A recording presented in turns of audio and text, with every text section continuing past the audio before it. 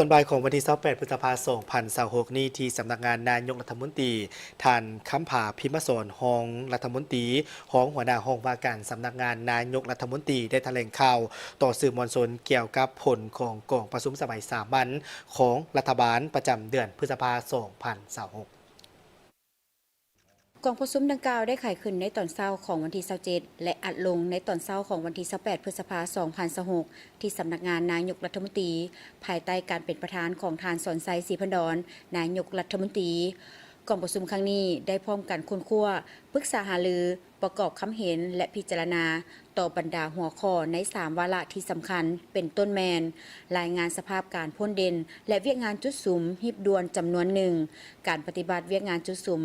พ้นเด่นประจำเดือนพฤษภาและทิศทางแผนการประจำเดือนมิถุนายน 2026 ของรัฐบาลและทิศพันขยายผลกองประชุมครบคณะครั้งที่ 3 ของคณะบริหารงานศูนย์กลางภาคสมัยที่ 12 สภาพพ้นเด่นภาคพื้นและสากลเวียกงานป้องกันชาติป้องกันความสงบการเก็บกู้อาวุธและวัตถุระเบิดในระยะผ่านมาแผนการปรับปรุงระบบการศึกษาสายสามัญจาก5+4+3เป็น6+3+3และการสอบเสียงนักเรียนเก่งทั่วประเทศการกะเกี่ยมความพร้อมเพื่อเป็นเจ้าภาพจัดกองประชุมรัฐมนตรีวิทยาศาสตร์เทคโนโลยีและนวัตกรรมอาเซียนครั้งที่22กองประชุมเจ้าหน้าที่อาวุโสครั้งที่89และกองประชุมอื่นๆที่เกี่ยวข้องในระหว่างวันที่22-26 มิถุนายน 2026สภาพป่าตายอยู่น้ำเสโดนเมืองสนะสมบูรณ์แขวงจำปาสักรายงานสภาพรวมการบรรจุรัฐกรประจำปี 2025และแผนความต้องการจำนวนตัวเลขรัฐกรใหม่ปี 2026ของบรรดากระทรวงองค์การรัฐเทียบเท่ากระทรวงองค์การจัดตั้งพรรคศูนย์กลางแนวราวสร้างชาติองค์การจัดตั้งมหาชนและองค์การปกครองท้องถิ่นกองประชุมเห็นดีรับรองตัวเลขรัฐกรใหม่ปี 2026และมอบให้ภาคส่วนที่เกี่ยวข้องค้นคว้าเกี่ยวกับการจัดแบ่งตัวเลขให้แทดเหมาะกับสภาพตัวจริงแล้วจริงนำเสนอคันเทิงพิจารณาตามระเบียบการกองประชุมเห็นดีด้านหลักการรับรองเอาห่างนิติกรรมจำนวน3ฉบับคือห่างกฎหมายว่าด้วยค่าเงินแห่งรัฐห่างกฎหมายว่าด้วยงบประมาณแห่งรัฐฉบับปรับปรุงและห่างดำรัฐว่าด้วยการเซาและสัมปทานที่ดินรัฐทั่วประเทศสืบต่อรักษาใดเสถียรภาพทางด้านการเมืองอย่างนักแน่นสังคมมีความสงบและเป็นระเบียบเรียบร้อยโดยพื้นฐานได้สุ่มความพยายามทุกวิธีเพื่อช่วยเหลือกอบกู้ประชาชนจำนวน7 คนที่ติดอยู่ในถ้ำผาบ้านพันไซเมืองลงแจ้งแขวงไสสมบูรณ์ได้เพิ่มทวีลงแก้ไขปัญหาการลักลอบขุดค้นแร่ธาตุตามคำสั่งเลขที่46/นย.อย่างเข้มงวดและเด็ดขาดกว่าเก่าโดยเฉพาะอยู่แขวงหลวงพระบางสัญญาบุรีเวียงจันทร์สวรรณเขตและบางท้องถิ่นสามารถพบเห็นและยึดได้ของกลางประเภทพาหนะกลจักรและอุปกรณ์ต่างๆหลายสมควรพร้อมทางกักตัวผู้ลักลอบเพื่อมาดำเนินตามกฎหมายและระเบียบการ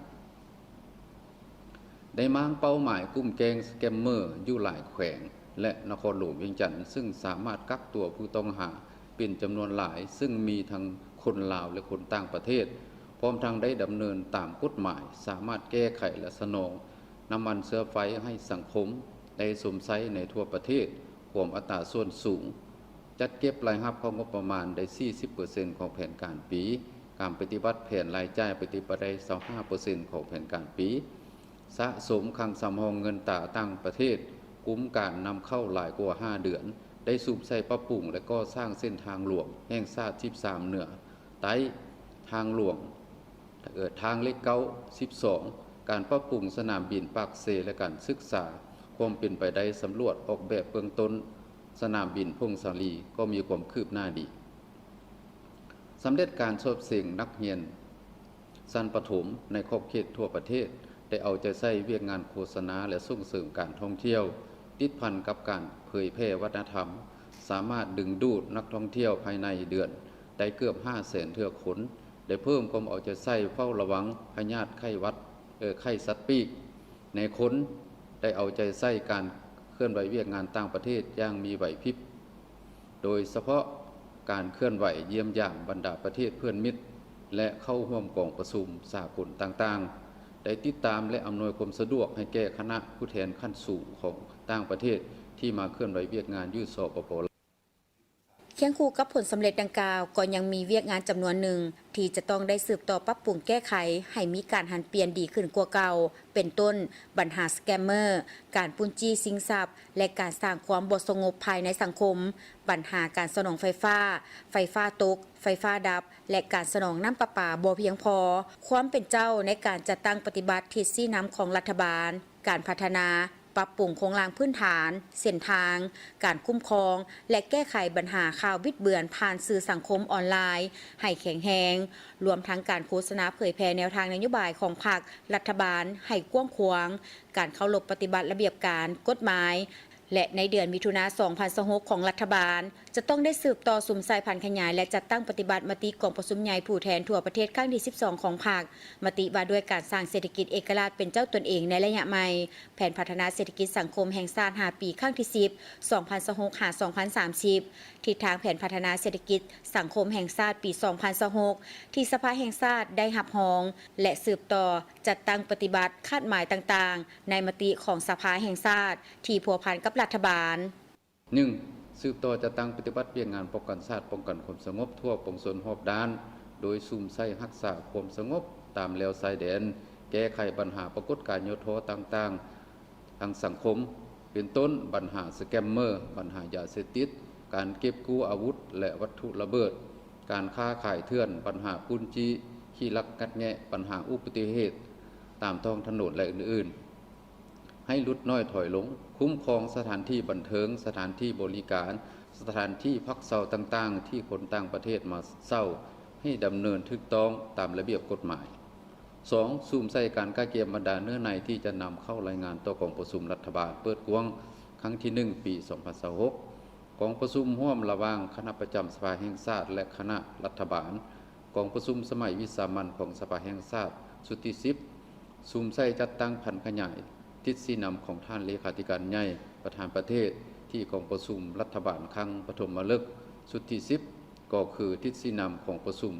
ครบคณะครั้งที่ 3 ของคณะบริหารงานศูนย์กลางพรรคสมัยที่ 12 โดยความรับผิดชอบสูง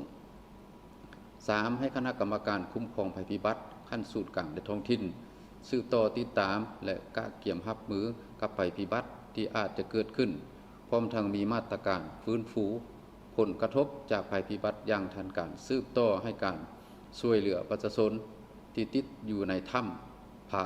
บ้านพันไซเมืองลงแจงแขวงไซสมบูรณ์พร้อมเดียว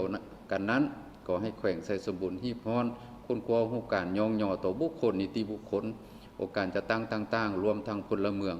ต่างประเทศที่ให้การช่วยเหลือในภารกิจครั้งนี้ให้ทันการและเหมาะสม 4. ซูมใส่การเก็บรายรับงบประมาณจากแหล่งรายรับที่มีแล้วให้ครบถ้วนโดยการซูมใส่หั่นเป็นทันสมัยให้แข็งแรงและปรากฏผลเป็นจริงหลายขึ้น 5. ให้ธนาคารแห่งสปป.ลาวสืบต่อดัดสมเงินตราต่างประเทศให้สามารถรับประกันสนองเงินตราต่างประเทศให้การชำระการนำเข้าน้ำมันเซอร์ไพรส์พร้อมทั้งค้นคว้ามาตรการสนับสนุนด้านการเงินให้สินเชื่อดอกเบี้ยต่ำแก่ชาวเกษตรกรที่ได้รับผลกระทบจากราคาน้ำมันเซอร์ไพรส์ 6. ให้กระทรวงวิศวกรรมและการค้าสืบต่อจัดตั้ง6มาตรการในการแก้ไขผลกระทบจากราคาน้ำมันเซอร์ไพรส์อย่างเข้มงวดและสมทบกับกระทรวงป้องกันประเทศกระทรวงโยธาธิการและขนส่งและภาคส่วนเกี่ยวข้องฮีบฮ้อนกำหนดจุดและออกแบบสร้างน้ำมันเสื้อไฟอยู่บรรดาแขวงให้สำเร็จตามแผนการ 7. ให้กระทรวงเกษตรกรรมและสิ่งแวดล้อมเอาใจใส่ซี่นำแผนกเกษตรกรรมและสิ่งแวดล้อมบรรดาแขวงในขอบเขตทั่วประเทศเพิ่มทวีเอาใจใส่การเก็บเกี่ยวผลผลิตฤดูแล้งและการก้าเกี่ยวให้แก้การผลิตฤดูฝนการฟื้นฟูซ่อมแปลงโครงการชลประทานซ่อมแปลงอนามัยคลองเมืองอ่างเก็บน้ำและเกี่ยมจัดสูบน้ำสำรองไว้ในจุดที่จำเป็นทั้งเอาใจใส่ติดตามเฝ้าระวังต้านสกัดกั้นและป้องกันโดยก้าเกี่ยมวิชาการด้านสัตวแพทย์และเครื่องมืออุปกรณ์ยากันพยาธิและยาปิ้นปัวสัตว์เพื่อพร้อมตอบโต้การระบาดของพยาธิสัตว์ปีกที่อาจจะเกิดขึ้น 8. ให้บรรดากระทรวงองค์การปกครองท้องถิ่นเป็นเจ้าการก้าเกี่ยมปลูกต้นไม้ในโอกาสวันปลูกต้นไม้แห่งชาติและวันเด็กสากลภายใต้คำขวัญร่วมแรงร่วมใจปลูกต้นไม้ให้ได้1 ต้นต่อคนต่อปีให้กระทรวงศึกษาธิการและกีฬาชี้นำมหาวิทยาลัยแห่งชาติก้าเกี่ยมความพร้อมรอบด้านให้แก่การนำขั้นสูงเข้าร่วมพิธีปลูกต้นไม้ และพบปะนักเรียนนักศึกษาอยู่มหาวิทยาลัยแห่งชาติให้กระทรวงเกษตรกรรมและสิ่งแวดล้อมและนครหลวงเวียงจันทร์กล้าเกี่ยมปลูกต้นไม้อยู่ส่วนเจ้าอนุวงศ์กระทรวงโยธาธิการและขนส่งฮีบฮอนปรับปรุงแผนผังเมืองของนครหลวงเวียงจันทร์ระยะ3สุกยุบริษัททางรถไฟลาวจีนให้การร่วมมือกับแขนงการเงินเพื่อเข้าไปติดตั้งระบบเก็บค่าซักพิเศษ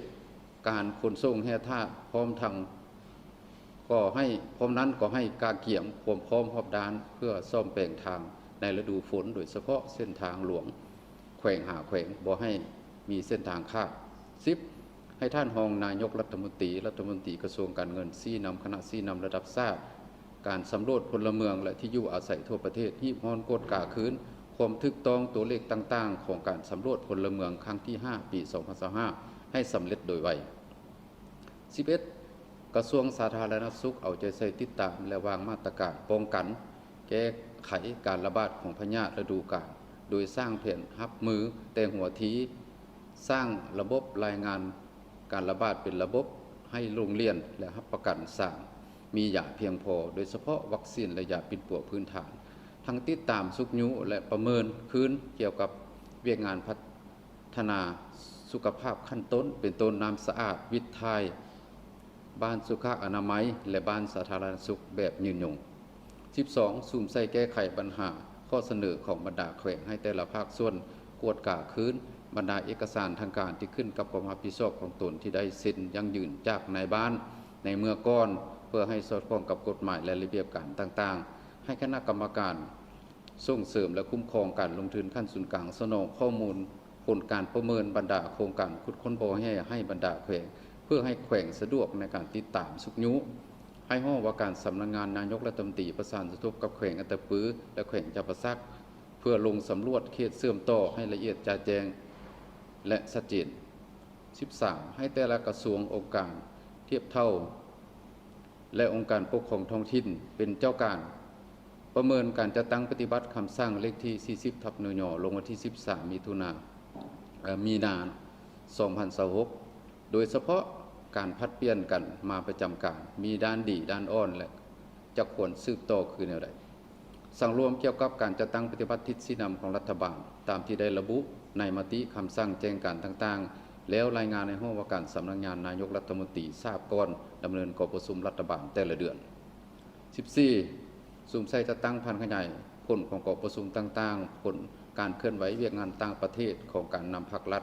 แผนร่วมมือ2ฝ่ายกับบรรดาประเทศเพื่อนมิตรยุทธศาสตร์และครอบการร่วมมือหลายฝ่ายในอนุภาคพื้นให้เป็นรูปธรรมหลายขึ้นการเตรียมต้อนรับการเดินทางเยี่ยมยามสปป.ลาวของการนำขั้นสูงต่างประเทศกล้าเกี่ยมให้แก้การนำขั้นสูงของภาครัฐเดินทางเยี่ยมยามรัฐกิจเยี่ยมยามทางการและเข้าร่วมการประชุมสำคัญต่างๆอยู่ต่างประเทศในเดือนมิถุนายน2026ในโอกาสปิดกองประชุมทานนายกรัฐมนตรียังได้เรียกร้องมายังบรรดาสมาชิกรัฐบาลจงนำเอาแผนเวียกจุดศูนย์ประจำเดือนมิถุนายน2026ที่กองประชุมได้เป็นเอกภาพกันไปปรับปรุงเข้าในแผนเวียกของแขนงการตนให้ละเอียดมีการแบ่งความรับผิดชอบให้การจัดตั้งบุคลากรแต่ละขั้นและมีคาดหมายเวลาสำเร็จชัดเจนสอดคล้องกับสภาพความเป็นจริงของแต่ละแขนงการให้แข็งแรงและได้รับผลดี